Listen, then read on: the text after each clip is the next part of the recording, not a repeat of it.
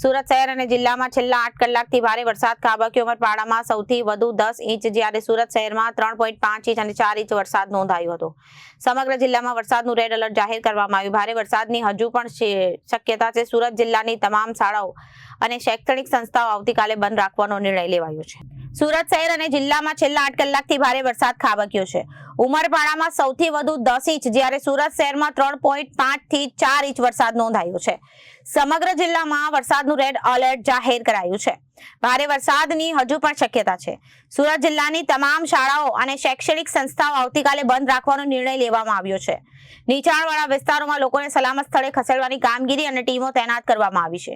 નાગરિકોને સલામત સ્થળે રહેવા અને સરકારી તંત્રની સૂચનાઓનું પાલન કરવા અપીલ કરાઈ છે. નમસ્કાર. સુરત જિલ્લા અને શહેરમાં જે છેલ્લા 8 કલાકથી વરસાદ થઈ રહ્યો છે તેના 2 વાગ્યા સુધીના આજના જે આંકડા છે તે નીચે મુજબ છે. ઉલપાડ તાલુકામાં લગભગ 3.5 ઇંચ, માંગરોળમાં 4 ઇંચ, ઉમરપાડામાં લગભગ 10 ઇંચ, માંડવીમાં 3.5 ઇંચ, કામરેજમાં 2.5 ઇંચ, સુરત શહેરમાં 3 થી 5 ઇંચ અલગ અલગ એરિયા પ્રમાણે, 84માં 2 ઇંચ, વલસાડામાં 5 ઇંચ, બારડોલીમાં 5 ઇંચ, મહુવામાં 4 ઇંચ, રેટમાં 5.5 ઇંચ અને અંબિકામાં 6 ઇંચ જેટલો વરસાદ છેલ્લા 8 કલાકમાં એટલે કે સવારે 6 વાગ્યાથી નોંધાયો છે. જે પ્રમાણે હવામાન વિભાગની આગાહી હતી તે જ પ્રમાણે અત્યારે રેડ એલર્ટ જે હતું તે અત્યારે ચાલુ છે અને હજુ પણ જે વરસાદ છે એ કન્ટિન્યુ રહેવાની સંભાવના છે. અને આજે રાત્રે પણ ભારે વરસાદની શક્યતા છે અને કાલે સવારે પણ ભારે વરસાદની શક્યતાઓ છે. તેથી આપણે અગમચેતીના ભાગરૂપે જે પ્રમાણે આજે પણ સ્કૂલ અને કોલેજ અને શૈક્ષણિક સંસ્થાઓ બંધ કરવામાં આવી હતી તેવી જ રીતે આવતીકાલે પણ આપણે તમામ પ્રકારની શૈક્ષણિક સંસ્થાઓ જેમાં શાળા, કોલેજ, ITI, આંગણવાડી તે ઉપરાંત અન્ય ખાનગી ટ્યુશન ક્લાસીસ, કોચિંગ વર્ગો વગેરેને પણ અત્યારે બંધ રાખવા માટેનો આદેશ કરવામાં આવ્યો છે. આજે પણ આપણે ઇન્ડસ્ટ્રીઝ અને માર્કેટને બંધ રાખવા માટેની વિનંતી કરવામાં આવી હતી. એટલે આજે એ પ્રમાણે સૂચનનો સ્વીકાર કરવામાં આવેલો છે. તે સાથે સાથે અત્યારે શિફ્ટિંગની પણ કાર્યવાહી ચાલુ છે અને અત્યાર સુધીમાં લગભગ ગ્રામ્ય વિસ્તારમાં 500થી વધારે લોકોને અલગ અલગ ગામડાઓમાં અને શહેરી વિસ્તારમાં પણ કોર્પોરેશન એરિયામાં અને અન્ય નગરપાલિકાઓમાં પણ શિફ્ટિંગની કાર્યવાહી અત્યારે ચાલુ છે.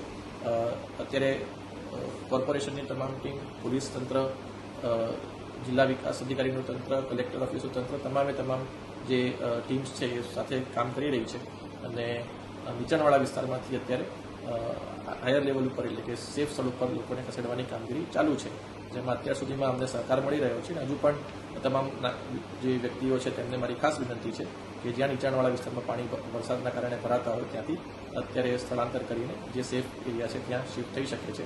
અને આશ્રયસ્થાન પણ જે આપણા કોર્પોરેશન એરિયામાં, નગરપાલિકામાં અને ગ્રામ્ય વિસ્તારમાં છે તે આશ્રયસ્થાનો પણ ચાલુ કરી દેવામાં આવ્યા છે કે જ્યાં લોકો સ્થળાંતર કરી શકે.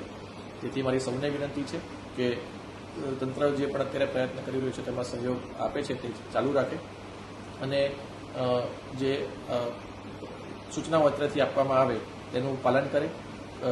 જરૂરિયાત ના હોય તે સિવાય કોઈ બહાર ના નીકળે અને વરસાદ જોવાના બહાને કે અન્ય કોઈ પણ કામે જરૂરિયાત ના હોય તો કોઈ બહાર ના નીકળે તેવી મારી સૌને નમ્ર અપીલ છે. Reporter Arvind Rathod, Janadesh news, Surat.